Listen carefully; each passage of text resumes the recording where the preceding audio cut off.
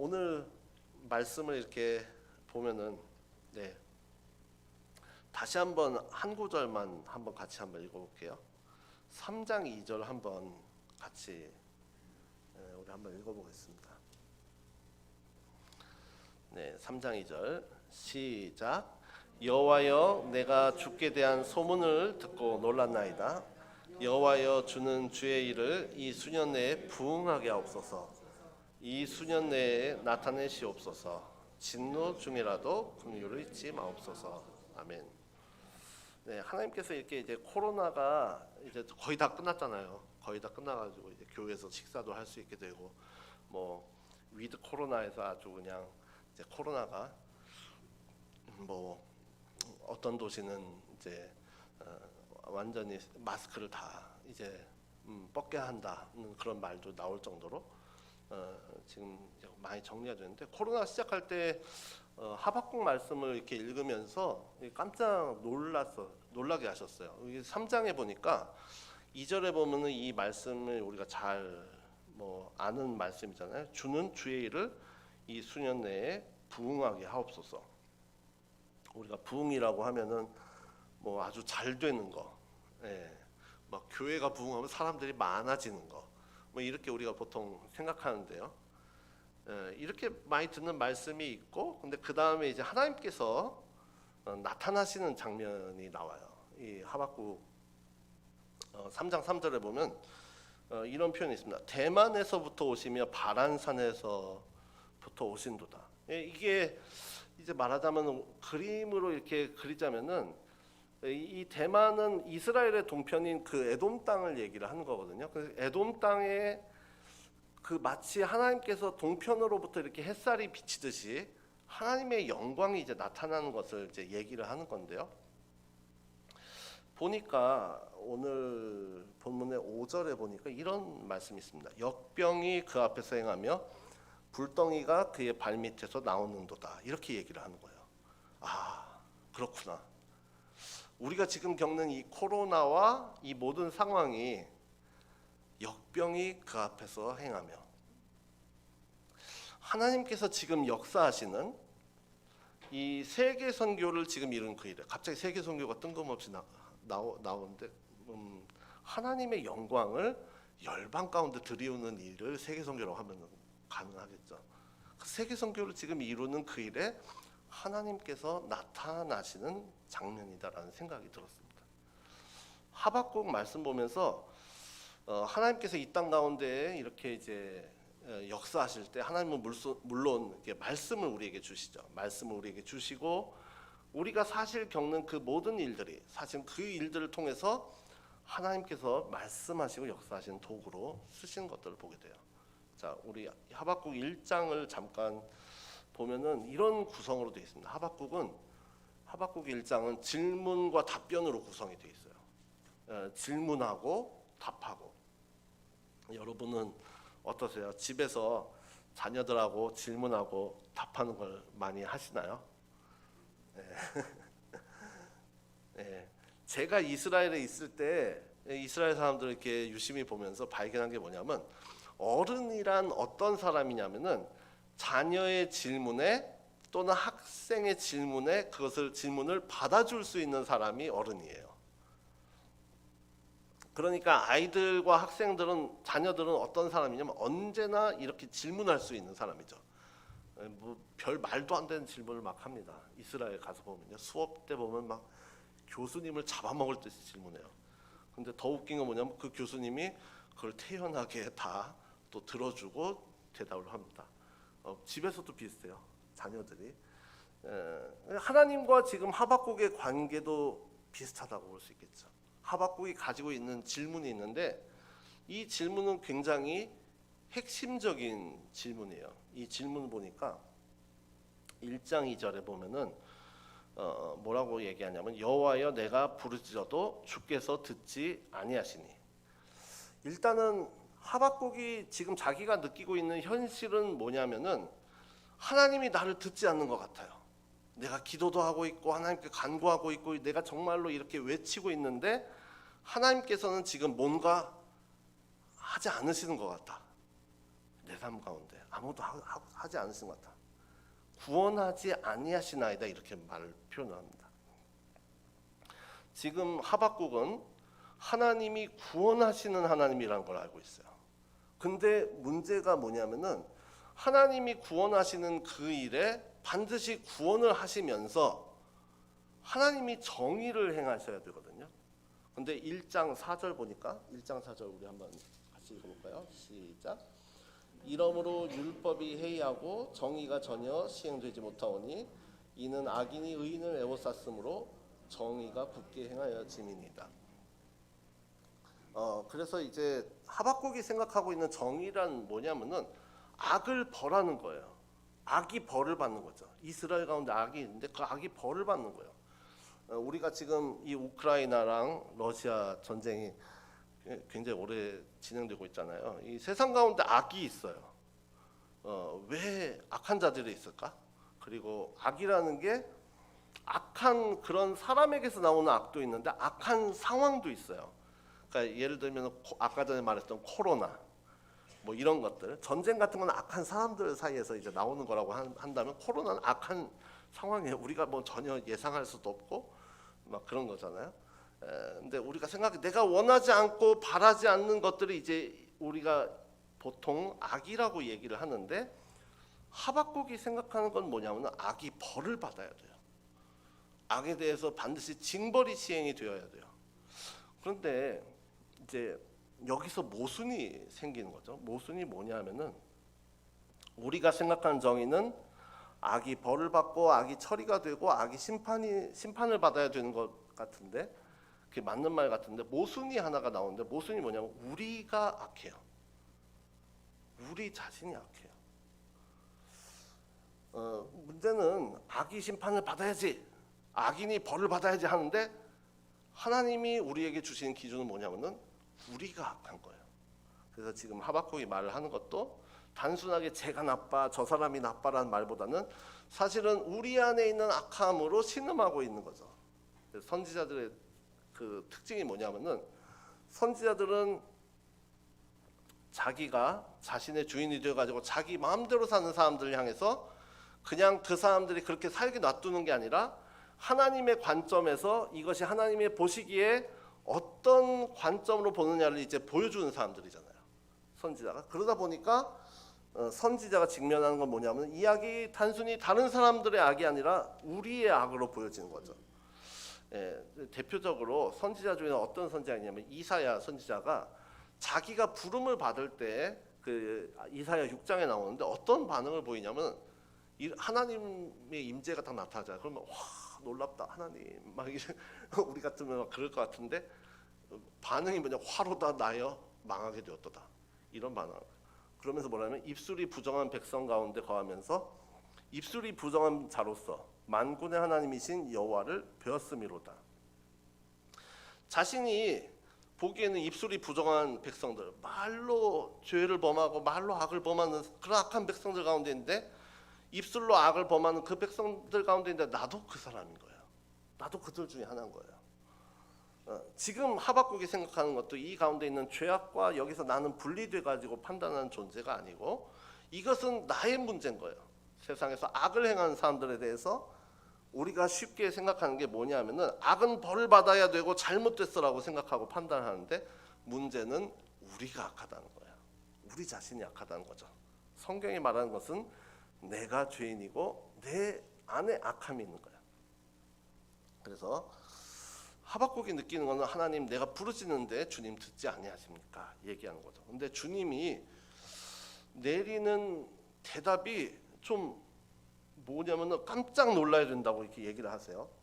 깜짝 놀라고 놀라라.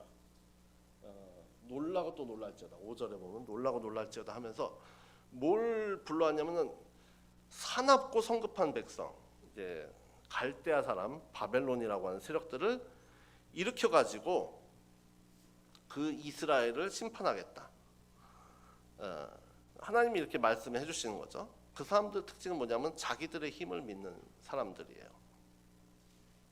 자, 근데 하박국의 마음 가운데 그러니까 이제 마음이 또 다급해집니다. 그러면서 뭐라고 얘기하냐면 하나님 그들을 심판의 도구로 쓰는 것도 인정하고, 그렇지만 우리가 죽지 않을 겁니다. 하나님은 악을 참아보지 못하시는데 왜 악인이 자기보다 의로운 사람들을 삼키는데도 잠잠하십니까? 자, 하박국이 하는 말을 좀 정리를 해보면은, 심판을 하는데 하나님이 또 다른 더 큰 악을 사용을 하세요. 왜 이 질문을, 왜 이게 하나님 맞나요? 이게 저희가 악한 거 알겠습니다. 근데 더 큰 악을 가지고서 이것을 징벌하는 게 맞나요? 근데 하나님은 우리가 누가복음 13장에 보면 어떤 얘기 나오냐면은 이런 얘기가 나옵니다. 빌라도가 어떤 갈릴리 사람들의 피를 그들의 재물을 섞은 일로 예수님께 와가지고 얘기를 하는 거예요. 근데 예수님이 뭐라고 얘기하냐면은, 이 사람들이 갈릴리 사람들보다 더 죄가 있어서 이렇게 된 건 줄 아냐. 그게 아니고 너희도 회개하지 않으면 이와 같이 망할 것이다. 자, 세상의 권세들, 하나님은 그 권세들을 통해서 누가복음에 나온 것처럼 본디오 빌라도 같은 세상의 권세들을 사용하시기도 하고요. 또 여기서 보면 누가복음 13장 보니까 실로암에서 망대가 치어져 죽은 사람, 망대가 무너질 줄 몰랐죠. 그 무너져서 치어 죽은 게 더 죄가 있어서 그런 게 아니고, 사실은 우리 자신이 악한데 그런 세상 가운데서 하나님께서 그런 것들을, 세상의 권세들, 또 세상의 그런 우리가 전혀 예상치 못한 그런 재앙들, 질병이라든지 사고라든지 이런 일들을 하나님께서 그것을 심판하는 것처럼 그것들을 놔두시는 것들을 보게 되는 거예요.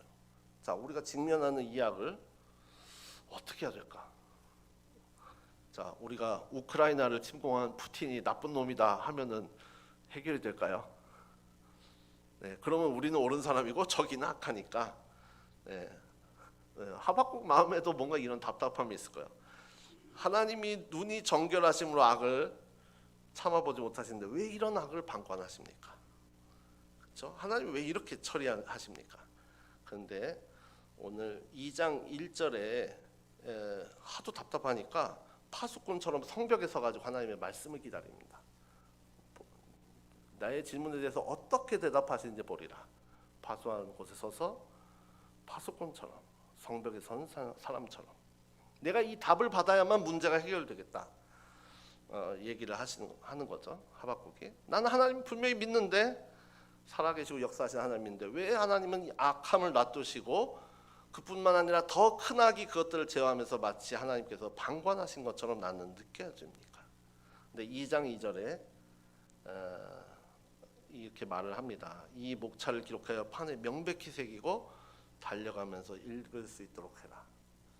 자, 목차가 아니라 묵시를 기록하여 판에 명백히 새기고. 묵시라는 말이 이제 비전이거든요. 비전을 기록해라, 써라. 근데 이제 비전이라는 게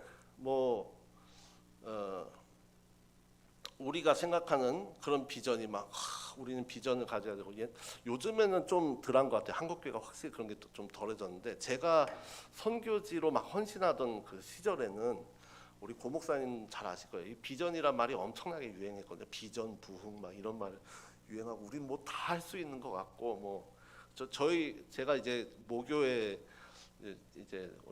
여기 저희 모교회 출신들이 계셔서 말을 좀 조심스러운데, 네, 저희 모교회에서 교회 누나가 한 명 계셨어요. 네, 근데 그 교회 누나가 맨날 저보고 질문하는 거야. 윤호야, 너희 비전은 뭐니? 우리는 비전을 가져야 돼. 자꾸 들으니까 막 노이로제 걸릴 것 같고, 이 비전이라는 게 도대체 뭐지 하고 그 누나한테 물어보고 싶은데 결국 끝끝내 물어보지 못했습니다. 도대체 막 비전이 뭐죠? 그 당시에 막 비전이라는 노래도 있고 찬양도 있고 막 그랬거든요. 그래서 막 부르고 그랬는데 이게 도대체 뭐야? 근데 하박국이 받은 비전은 뭐랄까, 우리가 생각하는 앞날에 있는 것들을 보는 것, 그런 것은 맞지만은 뭔가 찬란한 것 같고 원대한 꿈을 가진 것 같고 많은 것들을 할 수 있을 것 같고 하는 그런 것들이 전혀 아니에요. 내가 무엇인가 이 비전을 받으면은 정말 선교사가 되고, 물론 선교사가 될 수 있지만 의미가 이게 다르게 다가오는 비전입니다. 위대한 일을 할 수 있을 것 같은데 근데 좀 달라요. 이 비전을 쓰는데 달려가면서도 읽을 수 있게 해라. 그 내용이 너무 중요한 내용이니까. 그게 뭐냐면은 우리가 잘 아는 말씀이에요. 2장 4절 우리 한번 같이 읽어보겠습니다. 시작.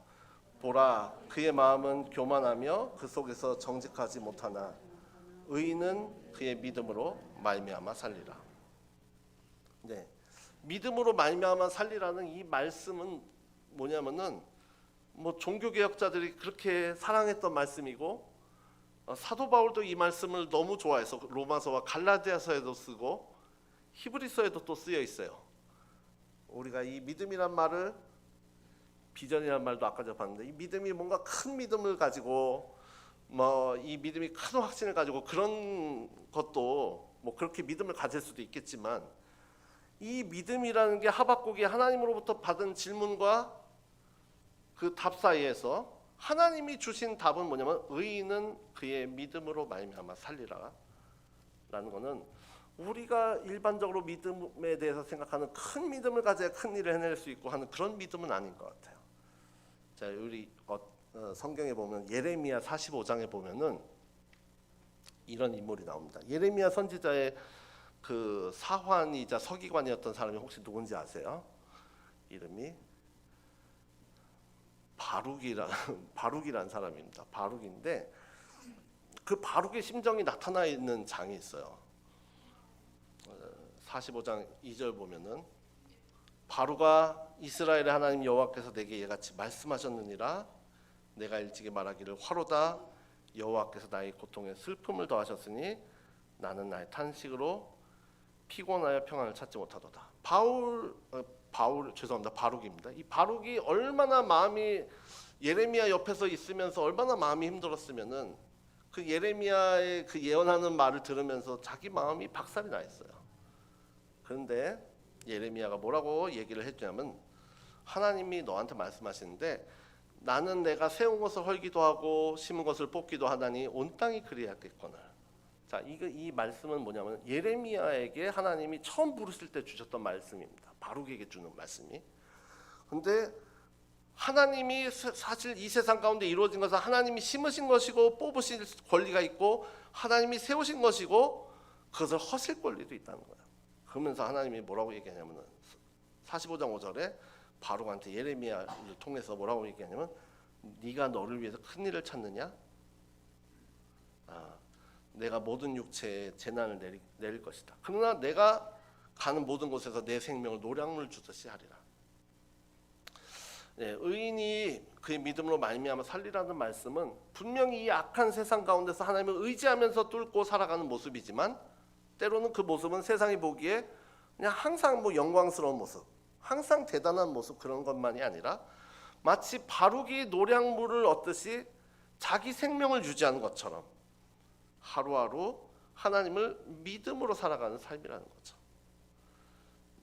예수님이 나의 주인이 되시는 순간, 주님이 나의 주인이 되시는 순간 나는 더 이상 나를 주장할 수 없고 내게 다가오는 악과 죄악으로 인해서 마음은 여전히 고통하고 괴로운 것 같지만 그럼에도 불구하고 내 삶을 인도하시고 구원하시는 주님을 체험하는 삶이라는 것입니다. 우리가 말씀을 마무리하겠습니다. 네.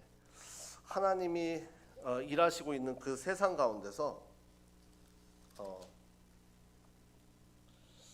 다시 한번 우리가 3장 2절에 왔을 때 여호와여 주는 주의 일을 이 수년 내에 부응하게 하옵소서. 근데 이 주의 일이라는 건 앞에 있는 그런 일들입니다. 주님이 구원하시고 성도는 믿음으로 살고 온 세상은 흉용하는 것 같지만 바닷물처럼 흉용하는 것 같지만 그 세상을 잠잠하게 하시는 주님. 오직 여호와는 그 성전에 계시니 온 세상은 그 앞에서 잠잠할지니라. 역병이 그 앞에서 행하고 전쟁이 그 앞에서 행하고 불이 그 앞에서 행하지만 그 모든 것들은 하나님의 계획과 하나님의 섭리 가운데서 이루어지고 있는 그런 일들이라는 거죠. 자, 그 가운데서 하나님께서 하시는 그 일들을 부응하게 하옵소서. 이 부응은 우리가 잘 되는 것도 우리가 생각하는 그런 잘됨이 아니고요. 하나님이 하시는 일들을 하나님의 뜻대로 이루어 달라는 그런 부흥입니다. 하나님 원문으로 보면 하나님의 일을 살리시옵소서라는 뜻이에요. 하나님 그 일들을 살려내십시오. 그리고 그러면서도 하박국이 한마디로 합니다. 진노 중에라도 긍휼을 잊지 마십시오. 하나님이 이 세상을 이끄는 가운데는 악이 흉흉하고 내 삶은 괴로움이 가득한 것 같지만 그 삶 가운데서도 하나님께서는 긍휼을 잊지 않으시고 성도들을 이끌어가고 계시는 것입니다. 우리가 할 일은 그 주님을 믿는 거예요. 내가 하고 있는 믿음으로 사는 삶. 네, 하나님께서 하시는 그 일들은 우리가 오늘 3장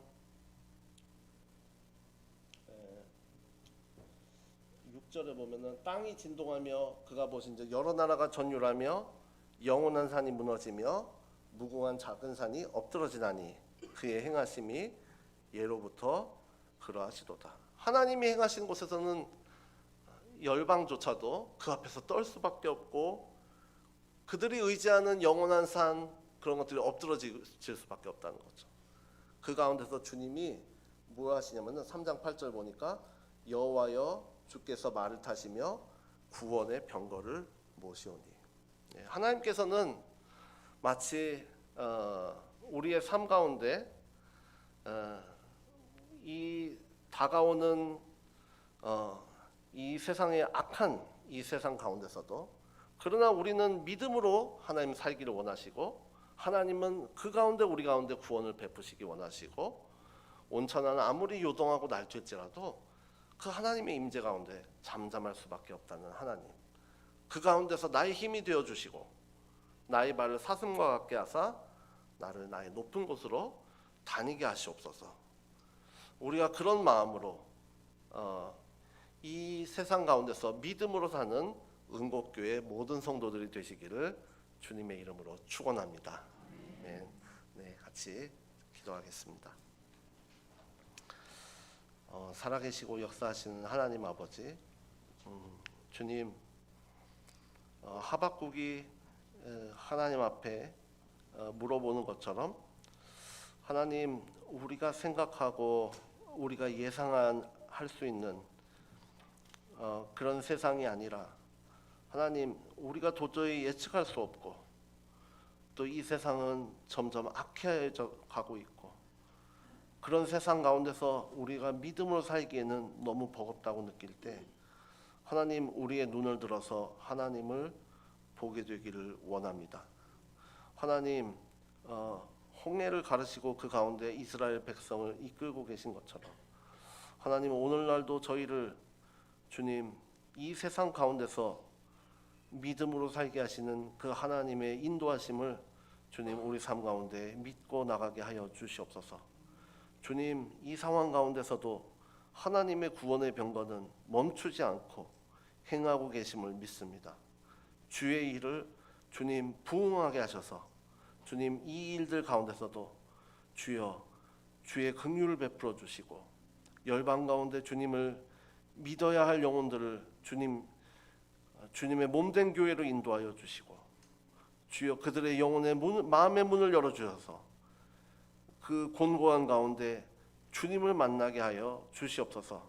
주님, 이 은곡교회가 그런 방주와 같은 역할을 감당케 하여 주시고 주님, 하나님을 찾아서 헤매는 영혼들에게 주님 안식처처럼 주님 바위처럼 주님 사용되어지는 주님의 귀한 공동체 되도록 주님 역사하여 주시옵소서. 감사하며 예수님의 이름으로 기도합나이다.